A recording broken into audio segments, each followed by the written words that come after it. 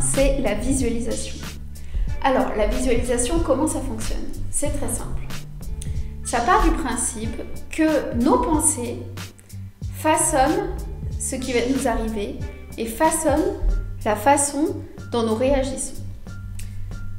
Les pensées sont une source d'énergie et nos pensées négatives influent sur ce qui va nous arriver ou la manière dont nous allons réagir à un événement.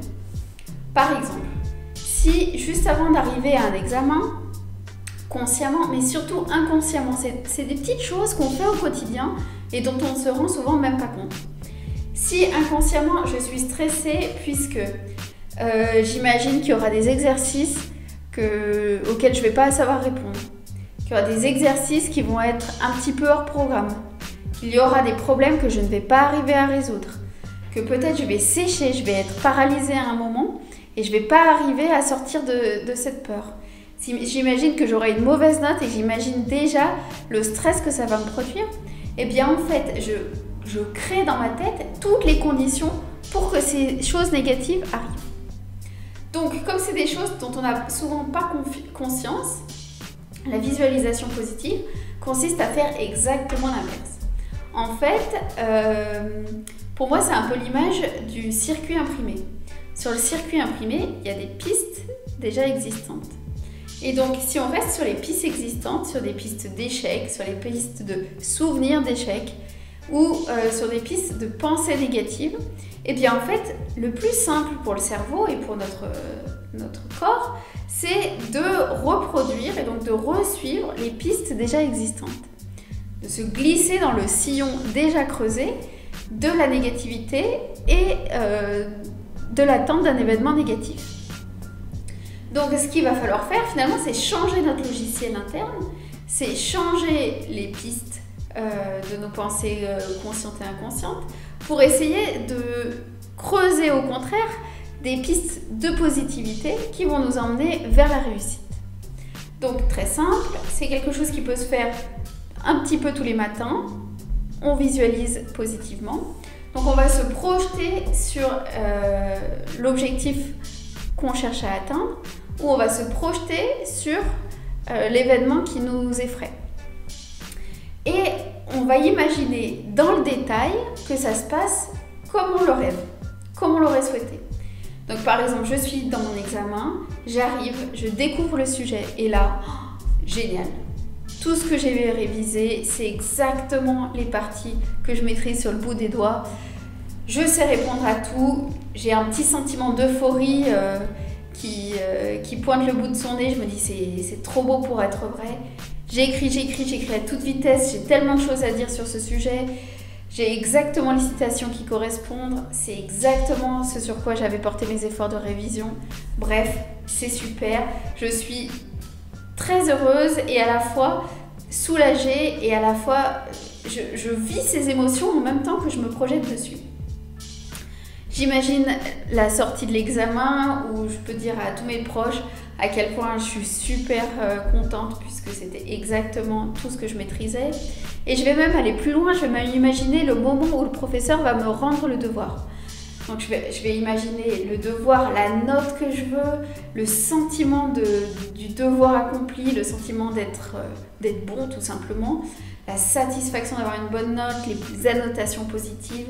Et je sens ce sentiment de plaisir, ce sentiment de bonheur que ça va m'apporter.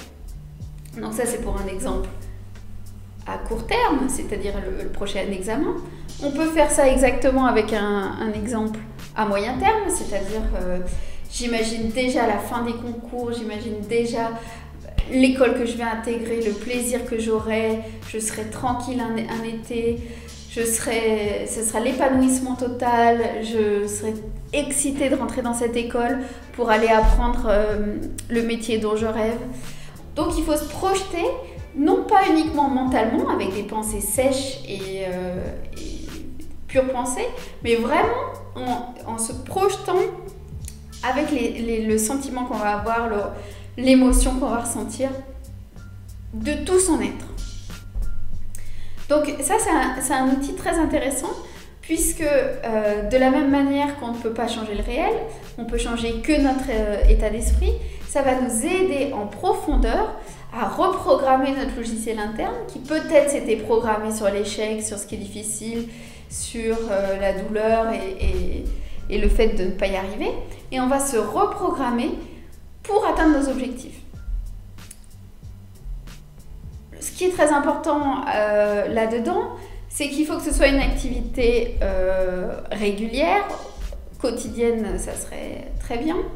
Puisque de la même manière qu'on se lave physiquement tous les jours, on se brosse les dents tous les jours, eh bien, il faudrait arriver à nettoyer notre état d'esprit, à nettoyer notre mental tous les jours. Donc en développement personnel, beaucoup de gens recommandent justement de faire ce travail au quotidien pour se transformer petit à petit et arriver à sortir de ces stratégies d'échec ou d'auto-sabotage en ayant un effort constant pour creuser de nouvelles pistes de positivité.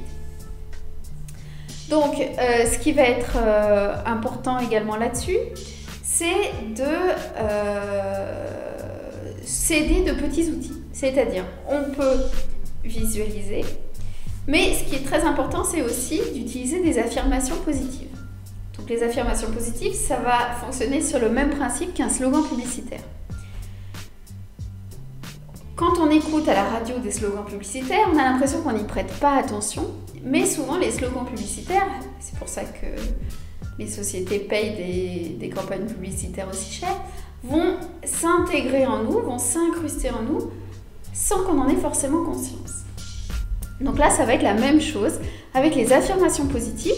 On va choisir quelques phrases, 3 à 5 phrases, qui vont être des phrases positives, que l'on va répéter en mettant de l'intention, en y croyant vraiment. On va répéter ça à la fin de nos périodes de visualisation. Et au fur et à mesure des jours, des semaines, des mois que l'on va répéter ces affirmations, petit à petit, elles vont s'intégrer en nous, on va y croire et ça va nous permettre de nous dépasser. Donc comment est-ce qu'on fait une affirmation? Donc il faut repérer un point limitant comme ce qu'on a identifié précédemment. Par exemple, j'ai vraiment peur de ne pas arriver à réussir sur ce projet. Donc je vais dire, je réussis ce projet sans effort et avec plaisir, par exemple, puisque c'est mon objectif dans ce cas-là. Et donc plus je vais me répéter tous les matins en lisant cette phrase et en la prononçant à haute voix 2-3 fois avec intention, en me projetant, plus je vais ancrer en moi la possibilité de réussir ce projet, de le faire de manière agréable et sans souffrance. Donc je répète cette phrase. De la même manière, on peut très bien choisir d'écrire cette phrase, par exemple sur un petit post-it, un post-it en cœur, un post-it de couleur, ce que tu préfères. Donc tu vas écrire cette phrase et tu vas la coller dans ta chambre, dans ton studio, chez tes parents, dans ton environnement quotidien, pour, du coin de l'œil, regarder toutes ces petites phrases et même si tu penses que tu n'y prêtes pas attention, elles vont s'ancrer en toi. Là aussi, c'est le principe de la publicité, c'est pour ça qu'il y a autant d'affiches dans la rue, puisque consciemment ou inconsciemment, ces messages s'incrustent en nous et sont intégrés. Donc autant choisir le type de message qu'on intègre et autant choisir des messages qui nous aident dans notre démarche quotidienne. Donc la visualisation, c'est un outil très très puissant. Ça ne veut pas dire que le résultat arrive comme par magie le lendemain. Il faut mettre en place les actions après nécessaires pour atteindre ses objectifs. Mais ça facilite tout l'aspect mental, tout ce qu'on va projeter sur notre projet. Et ça va faciliter l'activation d'énergie, les performances intellectuelles. Ça va nous aider à avancer. Et c'est ce qu'on veut faire avec toi pour ta prépa. Donc voilà, méditation, un petit peu de respiration lente et profonde, visualisation et affirmation positive. Je ne te dis pas d'y passer 1 heure par jour, mais si tu essayes de passer même 10 minutes par jour, tu verras que très rapidement, il va y avoir des résultats visibles et tu vas être entraîné dans une dynamique positive.